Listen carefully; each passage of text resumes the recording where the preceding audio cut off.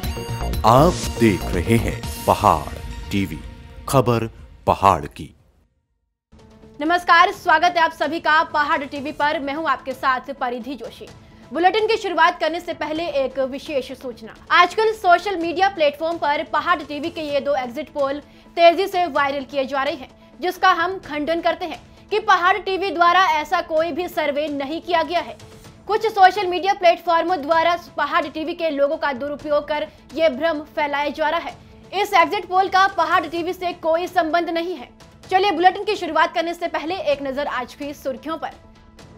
निरंजनी और आनंद अखाड़े की बड़ी घोषणा, 17 अप्रैल तक अपने सभी साधु संतों को वापसी के निर्देश। दोनों सन्यासी अखाड़ों के साधु संत हटा लेंगे छावनी। कोरोना के बढ़ते प्रकोप के चलते लिया गया ये बड़ा फैसला।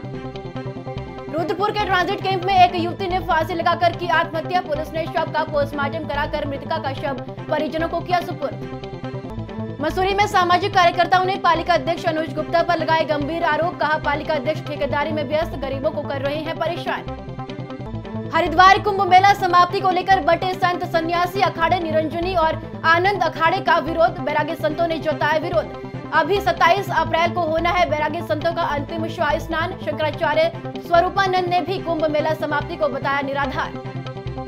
चलिए अब देखते हैं खबरें विस्तार से।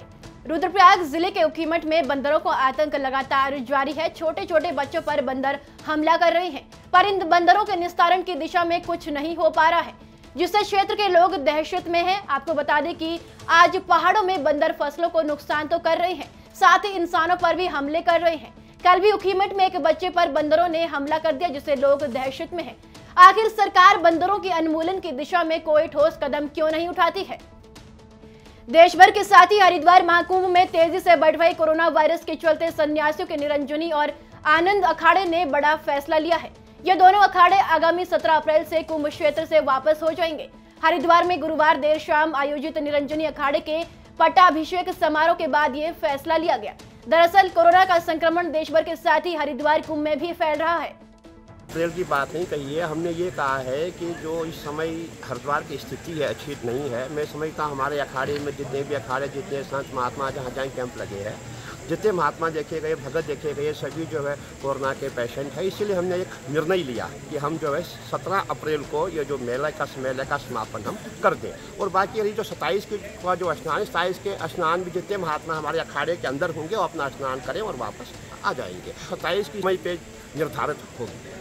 हाँ बिल्कुल, इससे कोई अखाड़ा परिस्थिति कोई नहीं। जो हम अखाड़े हैं, मैं निरंजनी अखाड़े की ओर से मैंने ये अपील की है। बाकी अलग अलग अखाड़े हैं, लेकिन सभी अखाड़े यही चाहते हैं कि भाई जो है अभी जो मेले की स्थिति, मेला तो ठीक है, मेला तो 12 साल में आता है, परंतु स्थिति को देखते हुए, कोरोना काल को देखते हुए ये सब स्थितियाँ थोड़ा सा उत्पन्न हुई है।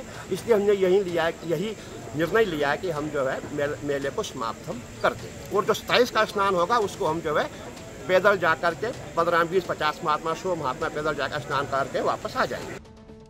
उत्तराखंड में गुरुवार को कोरोना संक्रमित मरीजों का नया रिकॉर्ड बन गया है। प्रदेश में बीते 24 घंटे में 2220 नए संक्रमित मरीज आए हैं।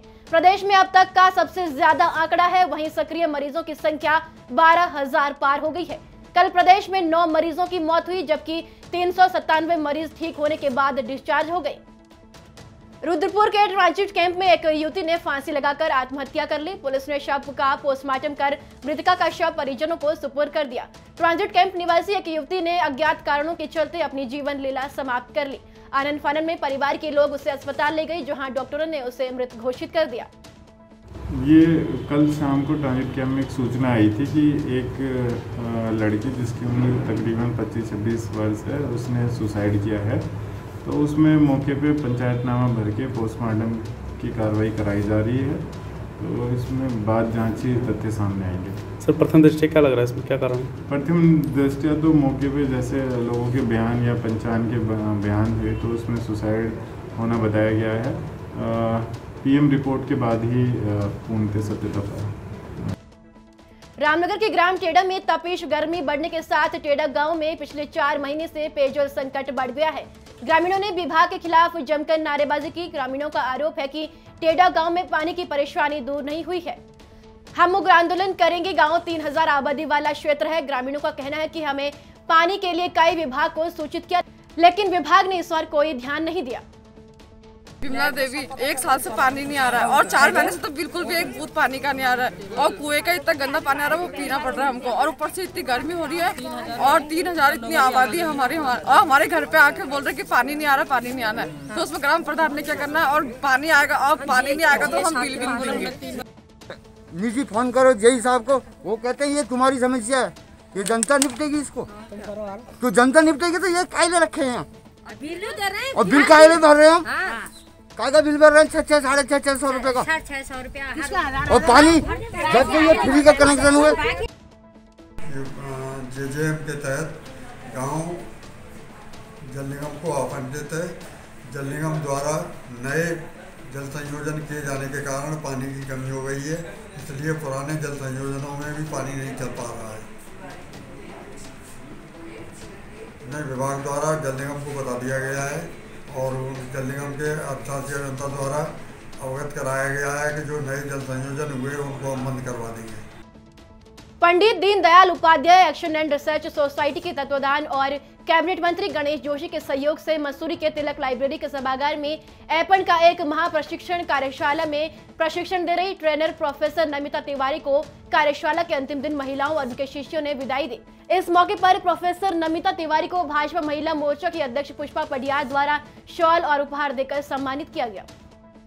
पूर्व सीएम त्रिवेंद्र सिंह रावत ने सल्ट उपचुनाव से दूरी बनाकर रखी है। प्रचारकों की लिस्ट में से नाम कटने के बाद दोबारा नाम चढ़ने के बाद भी वो शायद खुद को असहज महसूस कर रहे थे। इसी वजह से इस चुनाव में उन्होंने एक बार फिर जाना मुनासिब नहीं समझा।